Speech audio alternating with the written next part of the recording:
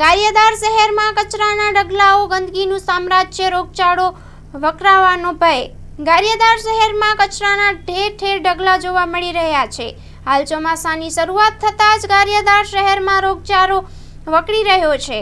હાલમાં સામૂહિક આરોગ્ય કેન્દ્રમાં ઉધરસ, શરદી, તાવ, ઝાડા ઉલટીના કેસો વધી રહ્યા છે। દરરોજ 250 થી 300 જેવા કેસો નોંધાઈ રહ્યા છે, છતાં નગરપાલિકાની સ્વચ્છતા બાબતે ઘોર બેદરકારી।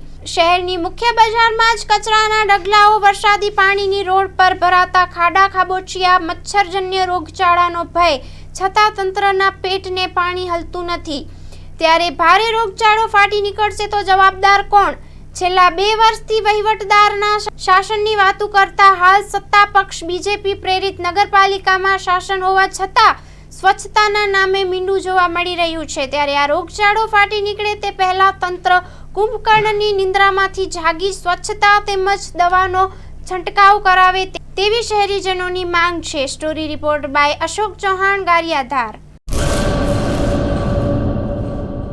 દાડમના રેસ્ટ પીરિયડની બેસ્ટ માવજત ટ્રાઇકોમિલ, ફોસ્ફોમાઇસિલ અને ડોક્ટર માઇસિલ।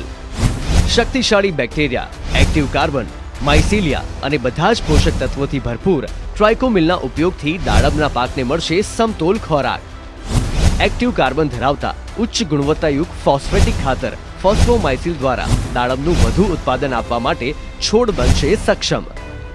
ભારતમાં પ્રથમ માઇક્રોરાઇઝલ ફૂગ સાથે કુદરતી કેલ્સાઇડ અને ઉપયોગી સૂક્ષ્મ તત્વો તેમજ કુદરતી હોર્મોન્સનું મિશ્રણ એટલે ડોક્ટર માઇસિલ। ડોક્ટર માઇસિલના ઉપયોગથી તંતુમૂળને પોષણ અને રક્ષણ મળશે અને સાથે જ પોષણયુક્ત દાડમના છોડની ઉત્પાદન ક્ષમતામાં વધારો થશે। દાડમની ખેતીને બનાવો દમદાર, રેસ્ટ પીરિયડમાં પોષણ આપો જોરદાર। 2 દાયકાથી ખેડૂતોના વિશ્વાસનું પ્રતીક। Agri Mycil bioscience private limited.